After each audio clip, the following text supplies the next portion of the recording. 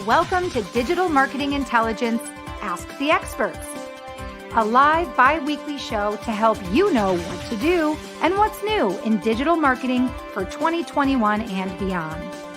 Ask questions, suggest topics, and grow faster with actionable insights and proven strategies from the world's leading experts.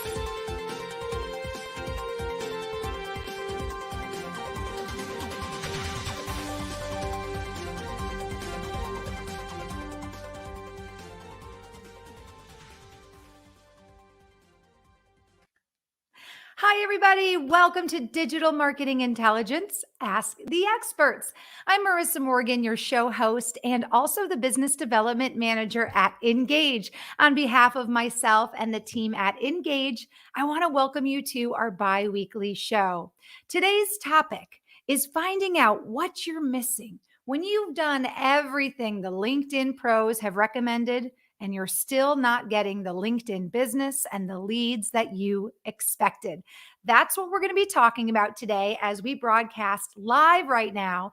I'm broadcasting live from Minneapolis, Minnesota, and our guest today is broadcasting live from Sydney, Australia. You'll meet our guest expert in just a moment. She is one of the top 10 LinkedIn professionals right now, helping people get their LinkedIn profiles to be where they want them to be, and that is getting them leads and getting them the business that they expect from LinkedIn. And be sure to stick around. After my guest expert and I have a talk about LinkedIn, we're going to bring you our Engage digital marketing news of the week.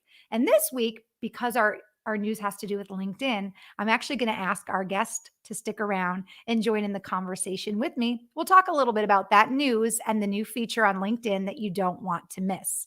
All right, before we get started and I introduce you to our very special guest, I want to tell you that all of today's valuable information and insights are brought to you by Engage. I think you'll agree that in today's super competitive environment, the key differentiator for all businesses is customer experience. Am I right? Happy customers buy more. They convert faster, and they also remain loyal. So Engage has produced this amazing bi-weekly show, and Engage has free forever software that you and your company can use to grow, to scale, and most importantly, to optimize your customer experience. Here's a little information about what the Engage platform is all about. The Engage platform gives you 25 smart engagement tools that are focused entirely on optimizing customer experience. When you optimize customer experience, you can grow your business faster, right? That's what we all want, and more profitably. So, how do you do that? You're going to use our tools at engage.com, absolutely free, and you're going to provide convenience for your customer by engaging with customers where they are, whether that's on your website or maybe on their mobile devices and social media.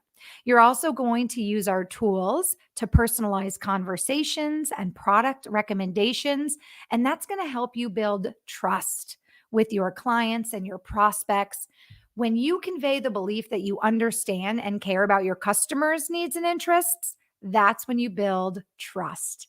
Convenience, trust, that's how you optimize the entire customer experience. So make sure after our show that you pop over to engage.com, check out our free forever suite of tools, which includes a inbox, a CRM, tools for automation, 25 plus free tools. Check it out after our show. Okay, and without further ado, I am so excited to introduce today's guest. She is here all the way from Sydney, Australia. Welcome, Miss Karen Tisdell. Karen, I have a beautiful introduction I'd like to give of you before we get into today's talk. If you don't know Karen Tisdell, you need to. Karen Tisdell is an early adopter of LinkedIn, and she recognized the platform's potential when working as a recruiter. Foreseeing the importance of how business leaders are perceived online, Karen began her LinkedIn profile writing business. A decade later, as I mentioned, she is ranked as one of the top 10 independent LinkedIn trainers across Pan Asia, that's Asia Pacific, and has facilitated training for some of the biggest tech companies in Australia. while writing profiles for small business owners and startups. Today, she is here to help you understand what our LinkedIn profile is missing and how to get the business you expect. So, we started a little pre-show conversation, Karen, on the event page. I do have some of the questions that many of you left for Karen on our event page prior to today's show. So, we'll get to some of those questions, but I want to invite you, if you have questions or comments, or we are a global show and you want to share where you're watching from, whether it's this evening in the US or this morning in Australia, please leave those comments and questions in the comment section and we'll get to those live on the air. Welcome to the show, Karen. Hello. It's so wonderful to be here, everybody. It really is. It's great to talk about LinkedIn. Love to be answering as many questions as I can. So, as we're going through, if you've got any questions, drop them in the chat. So, I love questions. It's a great way of really, adding value to everybody and making sure that everybody's growing business on LinkedIn.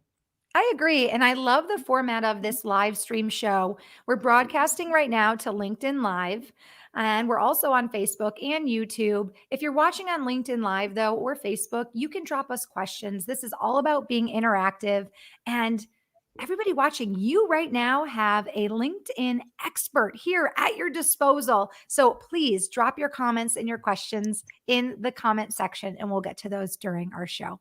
All right, Karen, let's dive into today's talk. And first, I would love for you to share how you started your career really as a LinkedIn profile writer, because as I mentioned, you originally started as a online recruiter and a recruiter. So tell us how that transition happened. Yeah, well, I actually started as a recruiter before online even existed. So I was a recruiter. I know. Do you remember that? So in the early when you were doing your recruiting and paper resumes, and CRMs did not exist, and we had filing cabinets of resumes, like filing cabinets, and we had what we called a Rolodex, which was a little flippy thing that you put business cards in. So a long time ago. LinkedIn, I joined LinkedIn in 2005, and I realized it took me a couple of years, but I realized that I could use LinkedIn not just to search for people to employ and put in front of my clients, but I could actually proactively reverse engineer my business success by searching for clients, searching for prospects. So a lot of people don't realize that the name field, what looks like a search name field in LinkedIn at the very top, it's not just for names. You can type anything in there, or you can just press the enter key and then go to all filters and slice and dice all of the LinkedIn member profiles to find your ideal client market. So I smashed my sales targets. I went on maternity leave in 2009. GFC had hit, 2008, 2009. They were really tough years. And I just thought, a lot of people need LinkedIn profiles. It makes a real difference in terms of attracting clients and at the time in terms of attracting job offers as well. So started writing profiles, and it's just grown and grown and grown. Now I don't have much to do with careers at all. My clients really are very much B2B clients, and it's all about using LinkedIn and showing up in order to gain more clients. Wow. So it's pretty crazy, but your career has really grown and it has spanned going from what is digital, right? To then slowly us all being like, okay, we've got these laptops now and digital is a word we're using. And now we're full blown into this digital marketing, digital resume era. So it's interesting how much your career has probably grown and changed as technology has grown and changed. And the tools you use now are so different than the tools you were using back then. And the trends within that, I think one of the questions that we got in the event chat was around how do I promote my product? And I've been thinking on that, last night, and I was thinking a lot of people see LinkedIn as a publishing platform. I can advertise here and it's not going to cost me anything. I can put out content and I can get on that soapbox and I can shout at people and they're all going to see me and they're all going to realize how awesome my product is and they're going to buy it. And so I think a lot of us, we have a muscle memory around must advertise, must advertise, must advertise. And when it doesn't cost anything, it feels even more attractive. That's why Engage is so successful, because it's a free forever platform, where you've got so many tools that don't cost you anything. So you can optimize so much on LinkedIn without paying a single penny.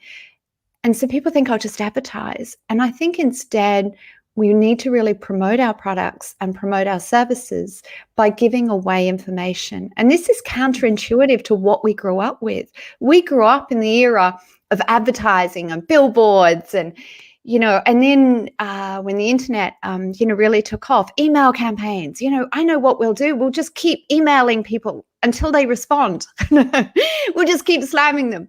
Gary Vaynerchuk has told us we need to be visible everywhere. So I'll just constantly keep in front of people's faces. I think that there is some value in that. Of course, if you're not visible, you're not valuable. If you're not remembered, you're forgotten. But I think we're all fatigued by advertising. Don't you think, Marissa? I think we're all like, oh, really, another advert?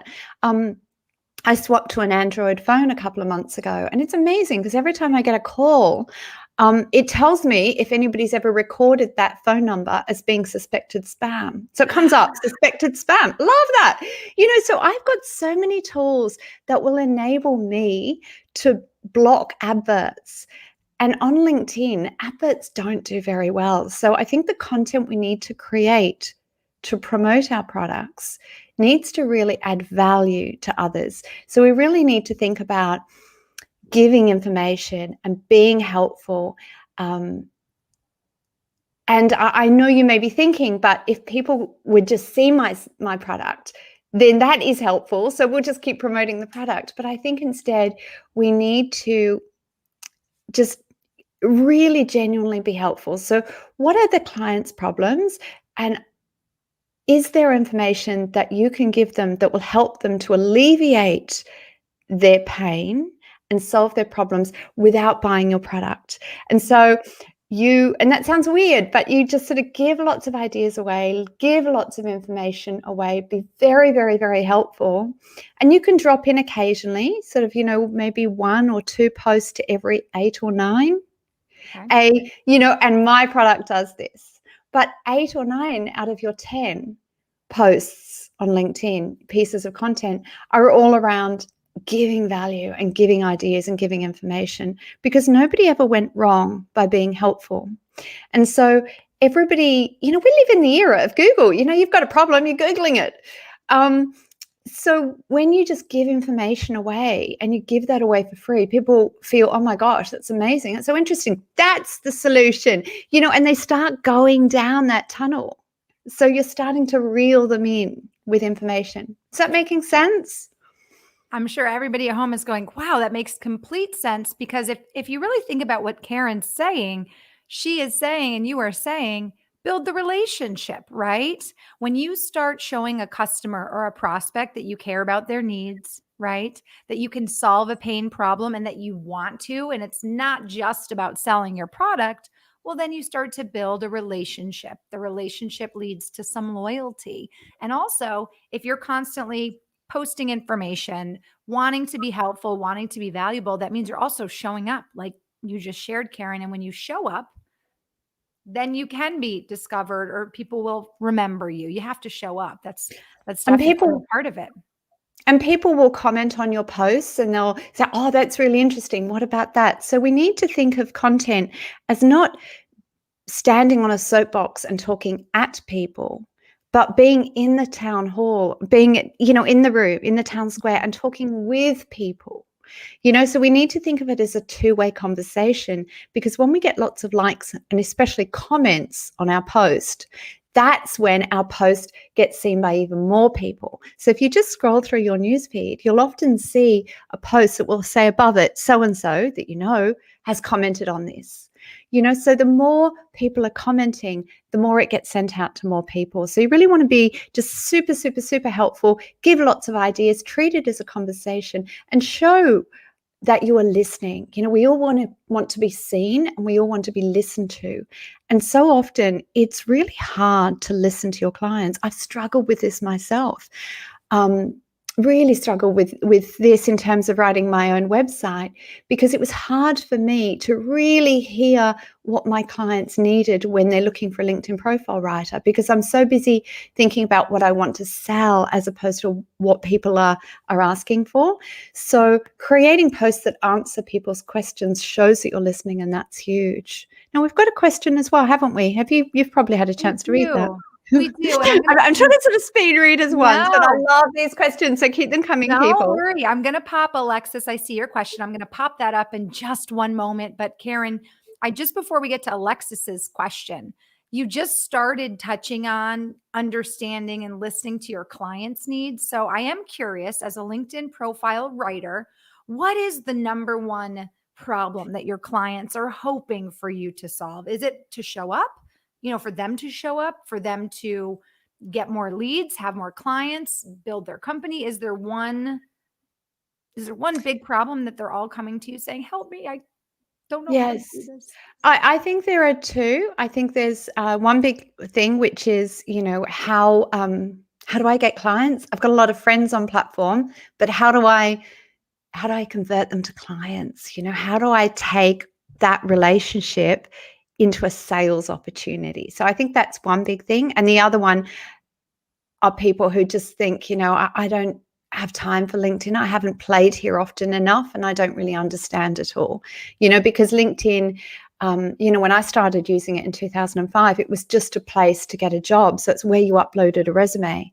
Right. And it then sort of, if we think of that as a little beachside shack, it then went, we could be a publishing platform. So it went sort of, and build another room on its shack, if you like. And then it went, and we could also enable people to do this and that, so, you can also create your own resume, and you can have interview prep, and we'll do this job filters, and we'll do all these other tools. So it then kept adding on all of these rooms. So I think the second problem that I hear a lot is people going, I don't have time to learn how to create an amazing profile that generates business, that converts clients once they're looking at my profile.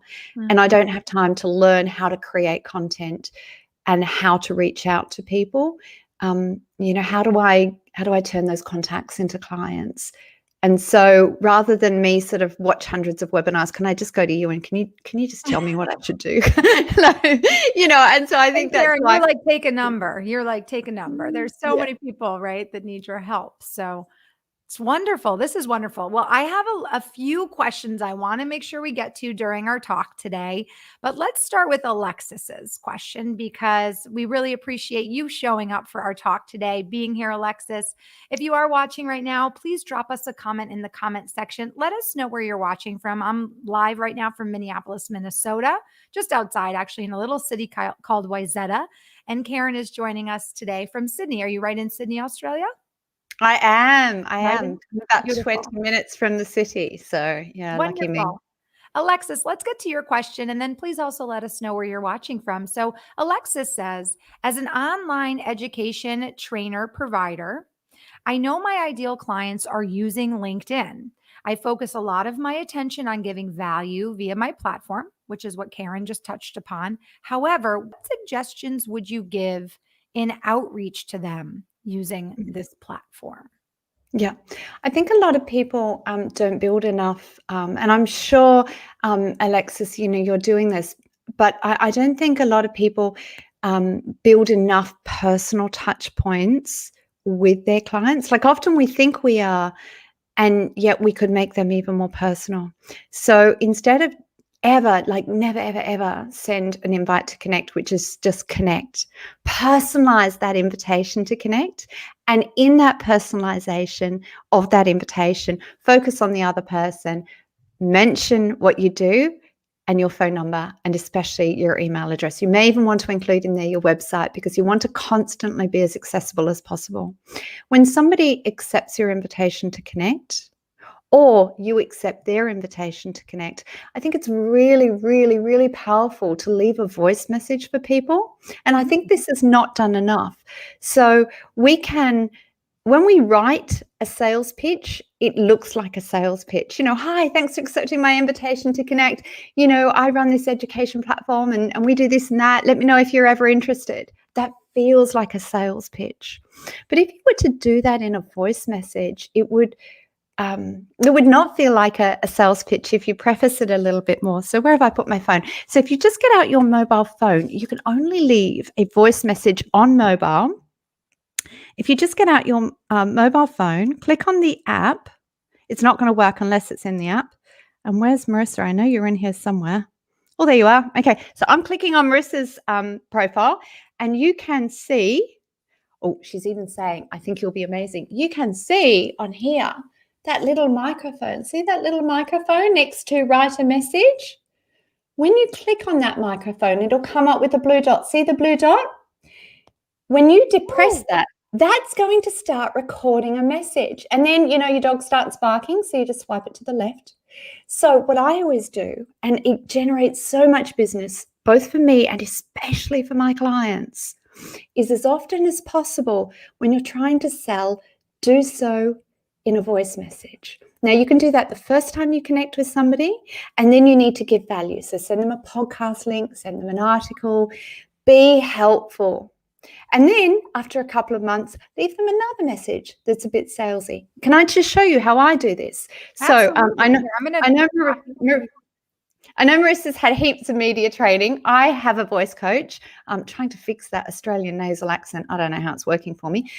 My voice coach said, take a deep breath in and speak on the out breath. Really important. Otherwise, the first thing your listener hears is you going, which kind of sounds creepy and weird. So take a deep breath in and speak on the out breath while depressing the button. So deep breath in.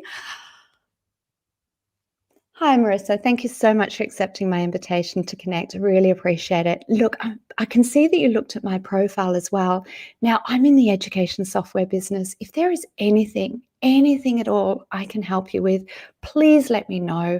I'm also in the city most Fridays. So if you'd ever like to catch up for a coffee, I'd love to do that.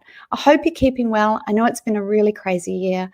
And really tough for a lot of people. So I hope you're doing well. And thanks again for accepting my invitation to connect. Cheers. So I've sent that to Marissa. And I know it's sent when it's come up with a little, see that little blue bar there? I just got a notification. Hold on. Let's see. I got a notification that I now have a message, and it says Karen Tisdale sent me a message. Shall we listen to it? Oh, thank you, Karen. Thank you. Hold on.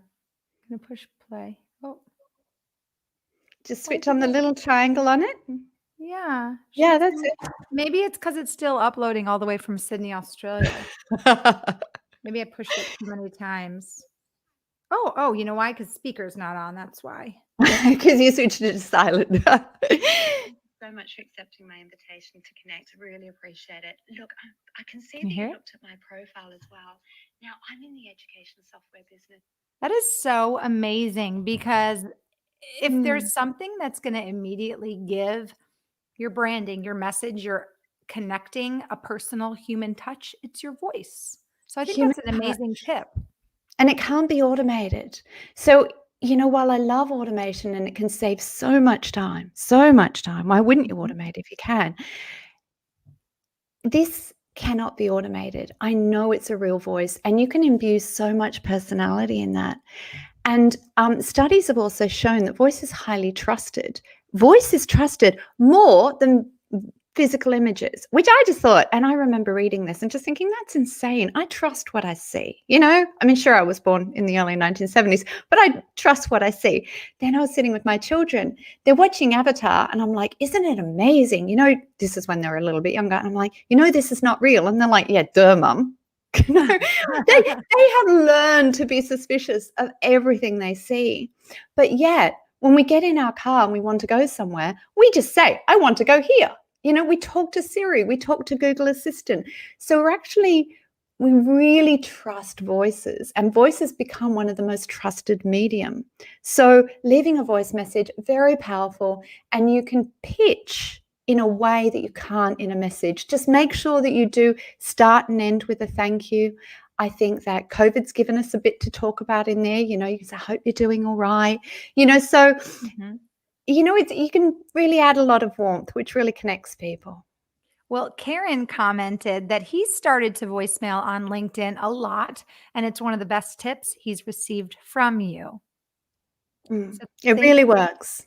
thank you so much, Kieran, for leaving us that lovely comment. Well, I have so many questions I want to get to. So let's kind of dive in to one that is a little bit broad, but I think you started to touch on it a little bit, Karen. One of the gentlemen in the event asked how he could build a strong network using LinkedIn. Now, we all know, especially now that Karen has shared really that she believes this to be true as well, that LinkedIn really has three purposes, right? There's the look for a job, career generating idea, purpose of LinkedIn. Then there's the idea that you are going to generate leads on LinkedIn, right? We want people to go from a connection to potentially a client. And then really the third purpose for LinkedIn is that educational side of LinkedIn, furthering your skills, making yourself more marketable. So Mm. when this gentleman dropped that question in, um, right away, I thought, well, what does building a strong network mean? Because it really depends what your purpose is, right? So let's just talk a little bit, Karen, about ways to build your LinkedIn network and how that might be different, right? Based on your purpose, and maybe a few tips you can share with us on how, and I Mm. know you're really good at this, how to transition someone even from being a stranger, right, to being a connection, to then either being a recruiter that hires you or potentially a client or a lead. What are some tips Abs- you can share with us? Absolutely. I love that you mentioned purpose. I think it's so important to really be crystal clear on who you're serving, crystal clear. So have an avatar. Who is your ideal client? And know who services those clients. So I love, the idea of ditch the niche, because it's very hard to sort of think, what's my niche, or niche, as you say in the US. Ditch the niche and pick a pond. So think, what pond do I play in? Where are my fish? What pond are they in?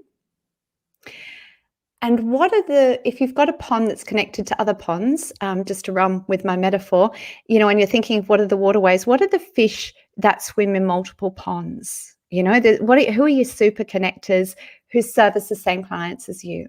And so connecting to them. On LinkedIn, in the search bar, at the top left-hand corner next to the home key, you've got a search bar. You can put keywords in there, or you can press enter. Just press enter into the space bar and then click on people and all filters. And you can search for, I really want to find somebody who's in Singapore, and my ideal client's in Singapore, and maybe they're a director, and maybe they work in the technology industry. And I don't want people I've already met with in Singapore. So I'm not clicking on my first network. Those are people you're already connected to. I'm going to click on my second network. Who knows people I know? Because people are always more likely to accept your invitation to connect when they can see that you play in the same pond as them, when they can see that you've got a lot of connections in common.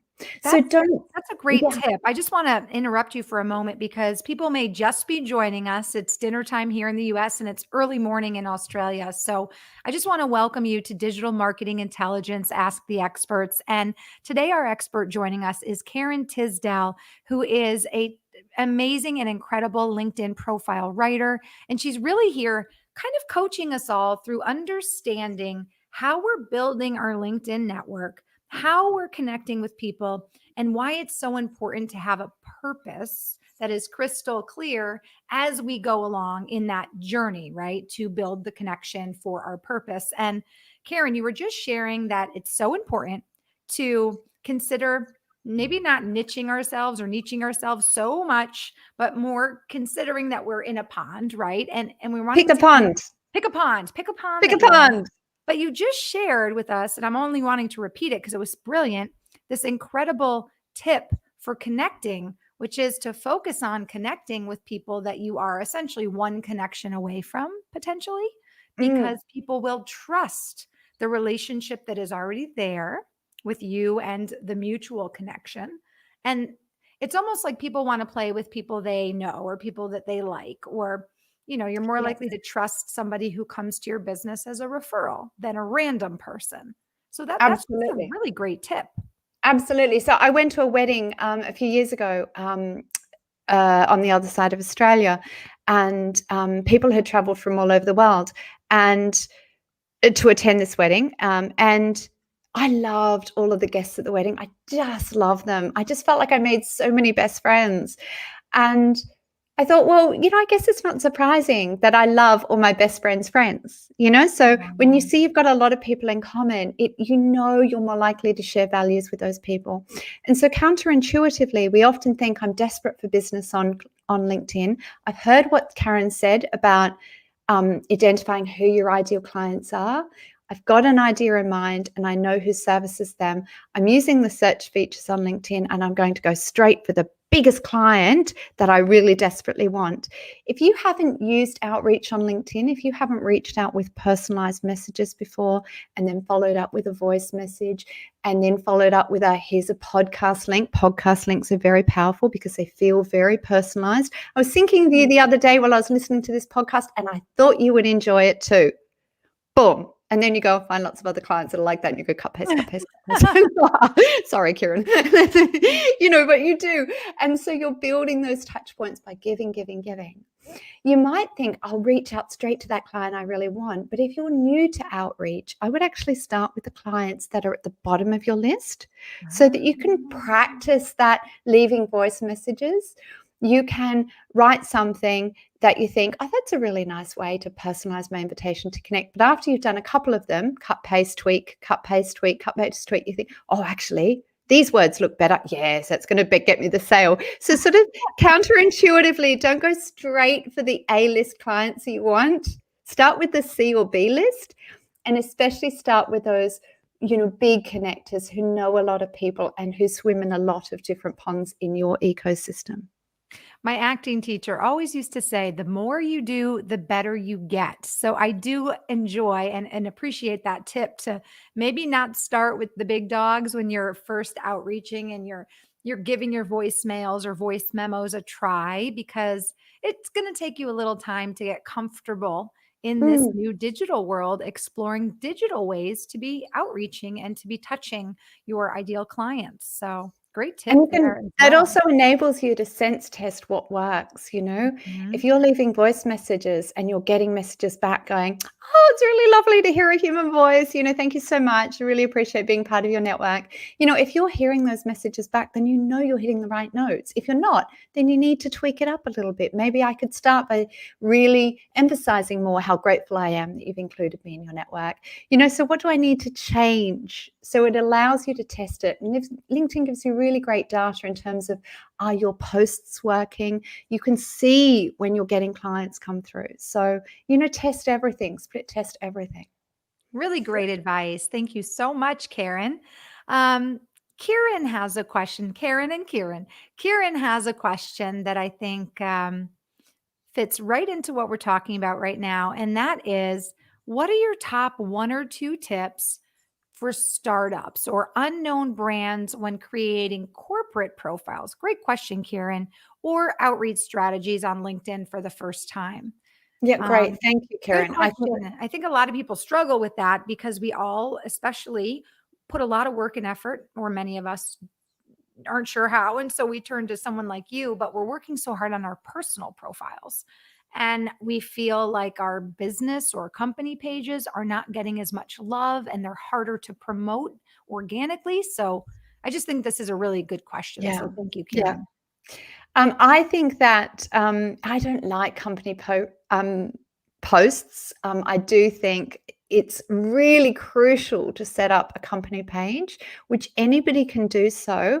But when you're on your personal page, just look at the ribbon across the top and you'll see a tab called work. Click on work, and all the way at the bottom, there is set up a company page. So fill that out and make sure that you upload a logo. It's not very obvious where to upload a logo, and it amazes me how many people have a company page and they've not attached a logo to it. So make sure you've attached a logo.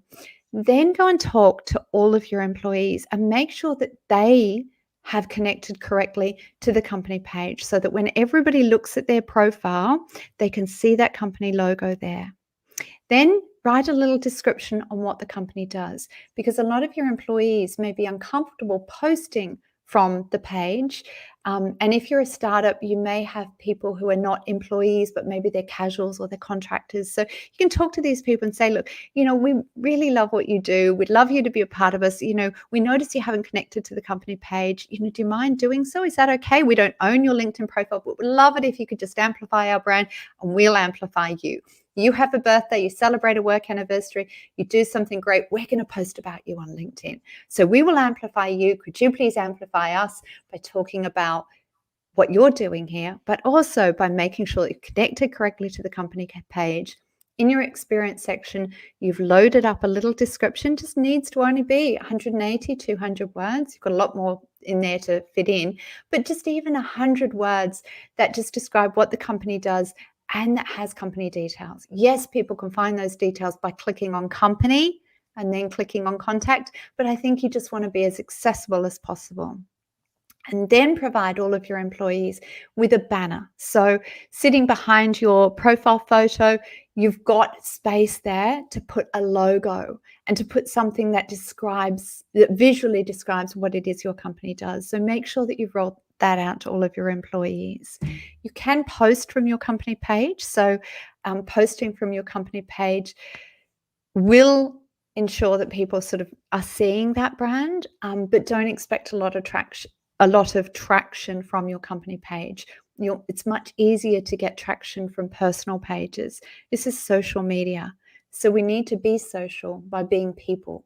So amplify your employees, give them a voice, encourage them to be posting, and do so yourself as well. Showcasing your people, showcasing what you're doing. Co-collaborating with your clients. If you're a startup, you're probably, reaching out to different people and going, can we collaborate here? Can we collaborate there? Champion them on LinkedIn and ask them to champion you. Think about doing a LinkedIn Live together. Think about doing a podcast interview together. Cut all of those pieces of media and stick them all over LinkedIn so that people are constantly being reminded of your brand.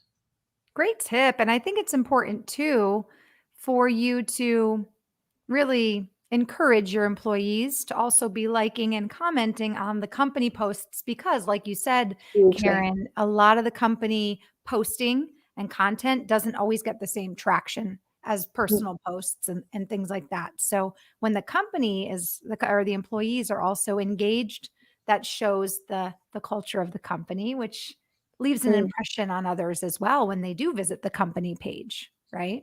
Absolutely. But amplifying your employees, I think, is so important. Giving them a voice.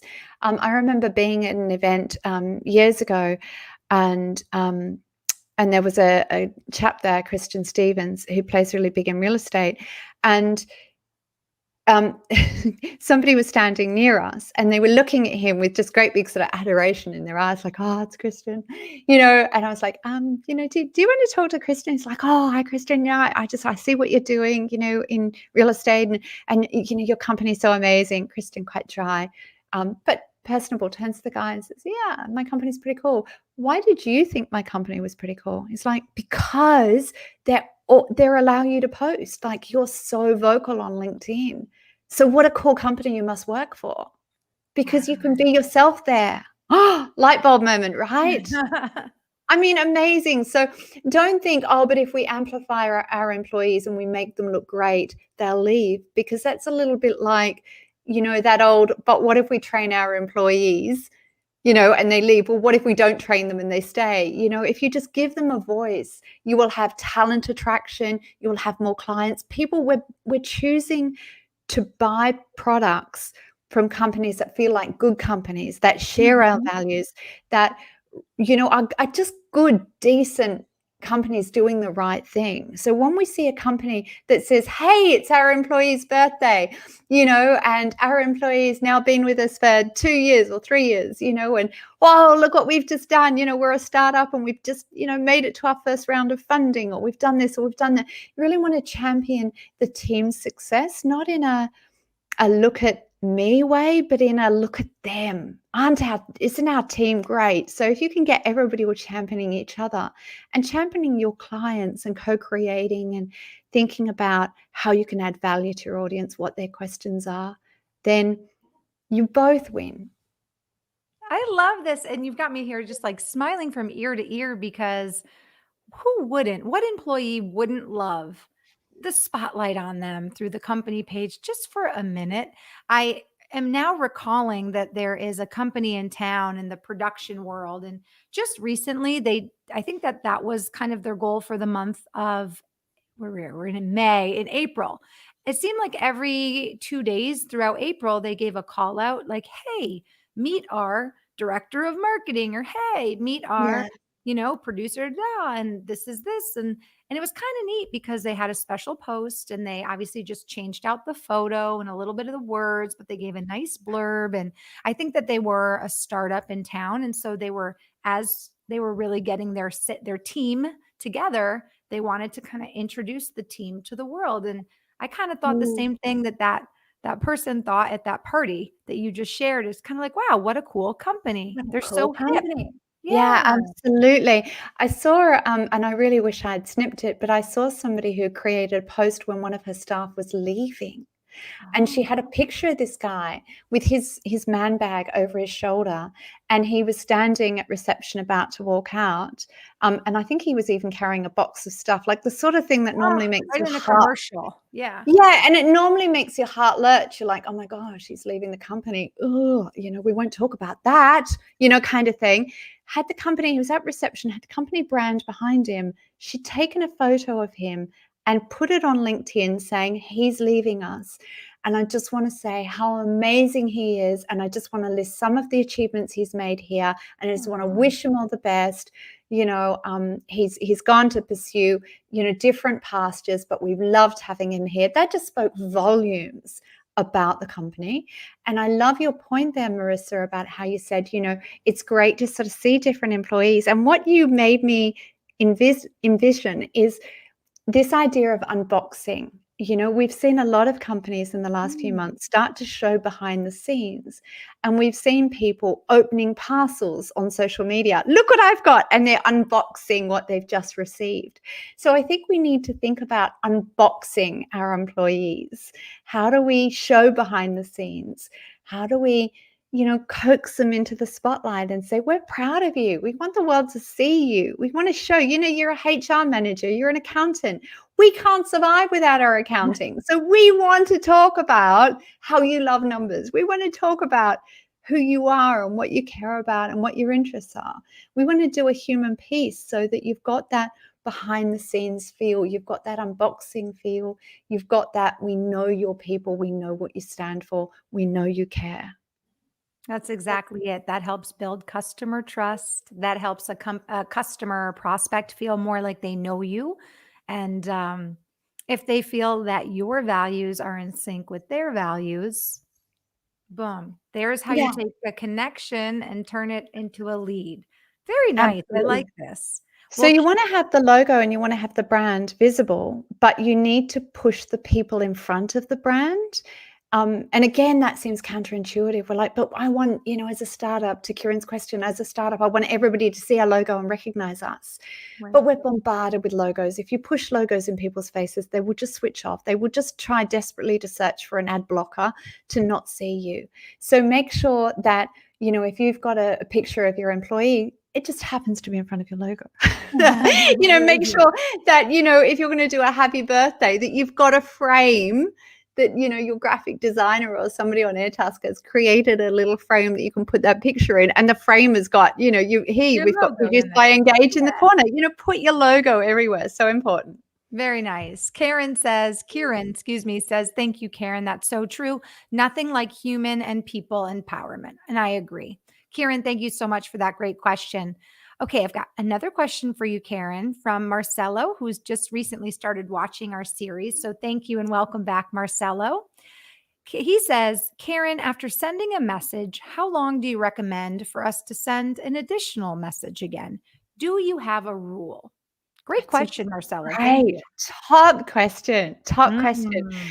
I think it's about 2 months. So I come from the era of sales. My background's in sales. Many, many years ago, in the days before computer, I used to sell World Book encyclopedias. I don't know if anybody knows what they are. So I used to go door knocking, selling things. Yeah, I you remember wanted what one. they I are? didn't get one. So,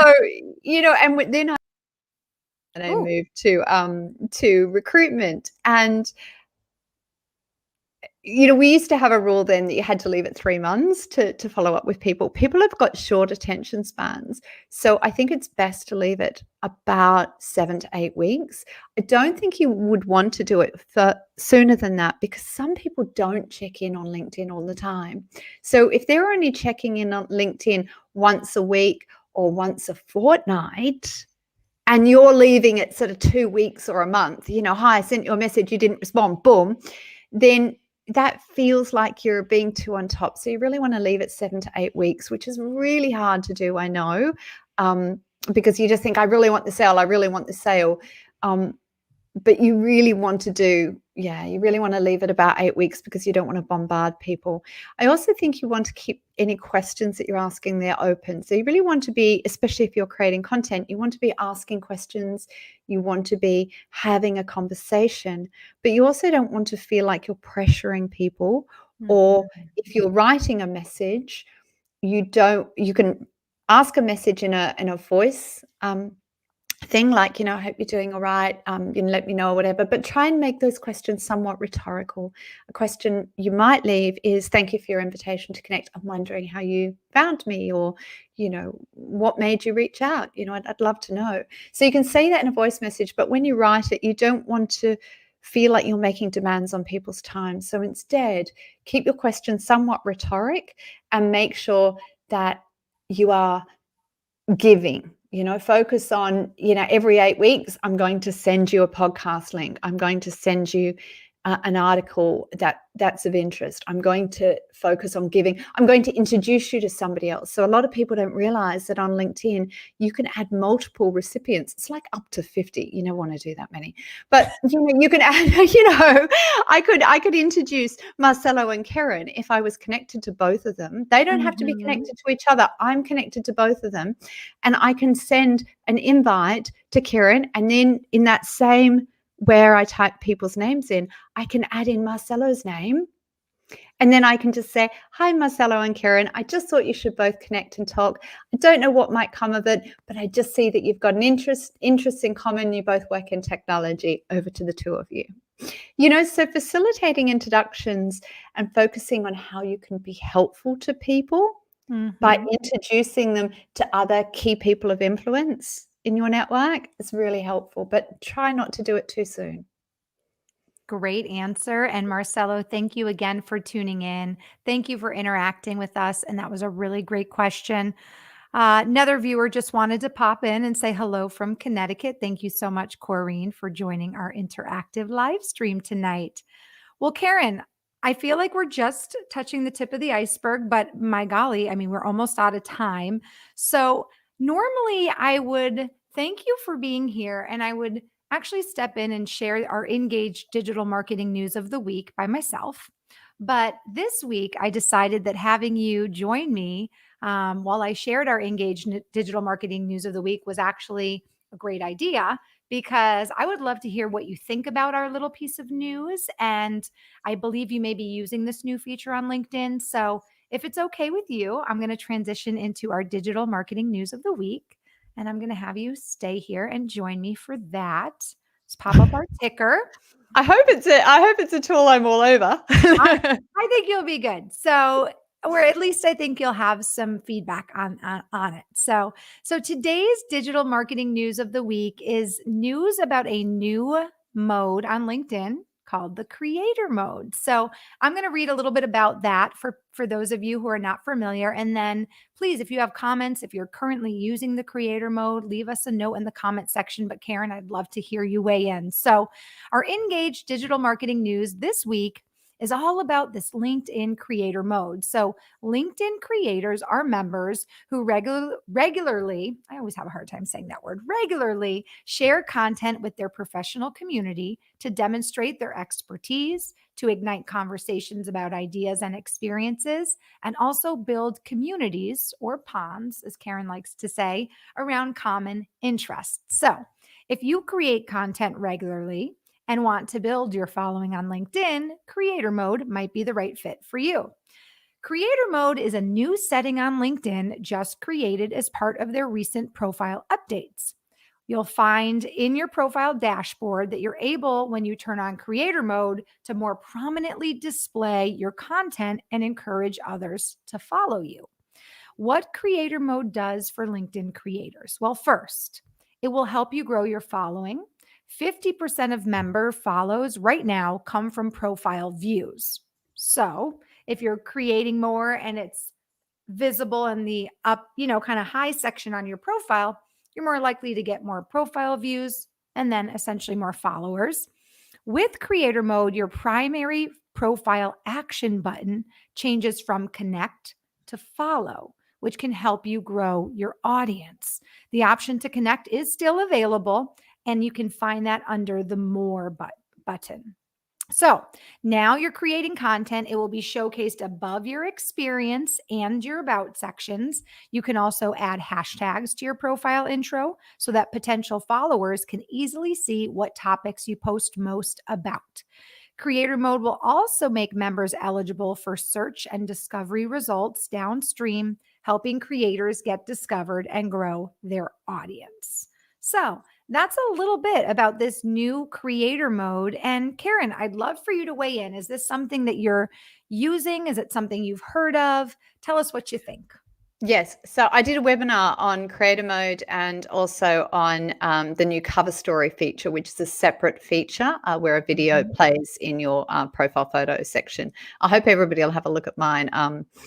Because I've actually got Sydney Opera House behind mine. Not that my words are really great.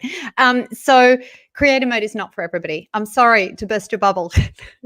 Yes, Marissa, it's really exciting, but I see everybody switching on creator mode because they can. Just because you can doesn't mean you should. So when you switch on creator mode, it will enable you to get more followers more quickly, because a lot of people don't want to reach out and to connect with you. So Marcelo may be thinking, Karen's great, but, I don't know if I really want to connect with her. Like, I haven't met her. So, I'm happy to follow her, but I don't really want to connect with her. I don't really want her in my tribe. I don't want everybody to see that I know this random Karen in Australia. So people are more likely to follow than they are to connect. Connect feels like, oh my gosh, this is a friend. Maybe it's an endorsement of their character. It's not, but people imagine that it is. And so people can often be a bit like, I just don't know if I want to be as committed to somebody to connect them. And then if I connect with them, then they'll start sending me sales messages. Nobody wants hardcore sales messages. They want relationship building. They want people who will give them information. So I'm not going to connect with them so they can't spam me. I'm just going to follow them. So it enables you to grow followers really quickly because, as you said, it switches that connect button to follow. That is a big problem for most people, because if you don't proactively look at who's looked at your profile and send invitations to connect, or look who's followed you, but I tend to look at who's looked at my profile, because a lot of people will just click connect, or follow, without having actually looked at my profile. So they're not really interested. They're just going half-heartedly, oh yeah, that looks all right, I'll just click follow. So that's all right, they can follow me. But if they've looked at my profile, they're probably somewhere along the buying journey. They've thought, that's interesting. What she's doing is interesting. I don't need it now, but I might do it sometime in the future, or I might know somebody who does. So if somebody's looked at your profile, you need to be proactive in reaching out and saying, I noticed you looked at my profile. Would you like to connect here?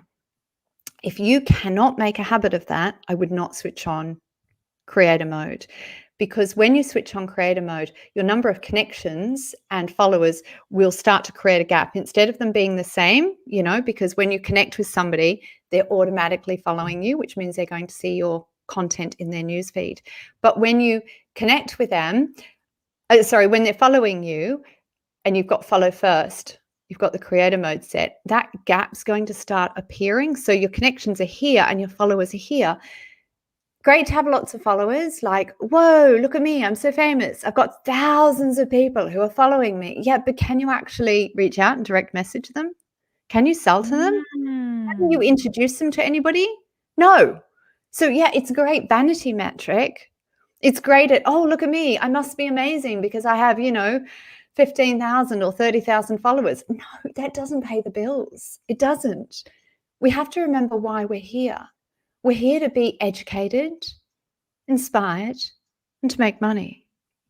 So come back to that purpose. Why are you here? If you're not going to be proactive in looking all the time at who's looked at your profile and sending invitations to connect, it could really damage you to have content creators switched on. Sorry to burst everybody's bubble. I know everybody's so excited about it. Oh, look at me. I'm collecting so many followers. But these are people that you can't direct message. So yeah, so just use it with caution. Think about it. It does also show how many people are following you. So it moves your followers numbers higher up. So before it just had, 500 plus. Now, if you've got content creator switched on, it moves that up. But again, that's encouraging that vanity metric. I must be a worthwhile human because I have 30,000 followers. Well, so what, if it's not translating into real business, it's a vanity metric. Bit harsh. Yes and no. You know what? It is an excellent perspective because people, as we're just talking about today, people are on LinkedIn for different purposes. And I do think that LinkedIn is different than Instagram. LinkedIn is different than Facebook, but I think it's also fair to say that there are people who maybe are on Instagram who want to transition to a place like LinkedIn because their purpose might be shifting. So, I think for some people who are content creators, it may work for them to be broadening their, social media, internet footprint.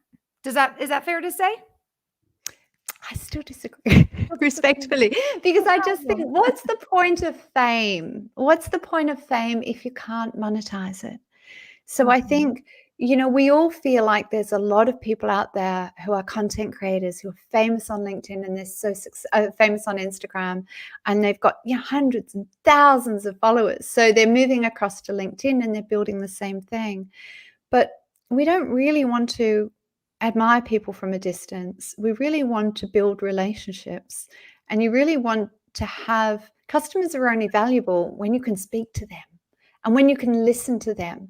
So when somebody's following you, you can't see their content. They can see yours, which is great, but you can't see theirs.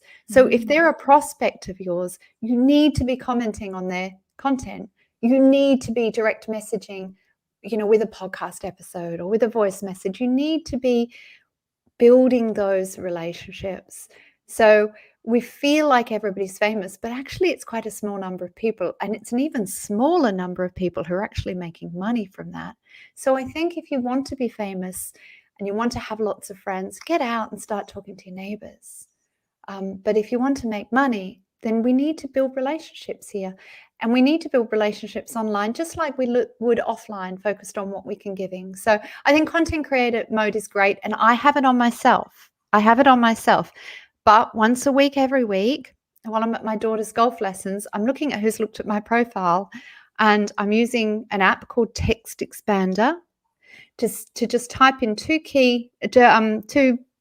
characters, and it automatically populates it with a, hi, I noticed you looked at my profile. I'm giving away all my secrets here. Hi, I noticed you looked at my profile. I can see that you do, and then I have to insert a word, hope you'd be open to connecting here, and then my name and phone number. So you have to have a weekly habit of doing that. And if you're on LinkedIn free, you don't get to see all of the people who's looked at your profile. So on premium you do, but on free you don't. So that can be another barrier for people.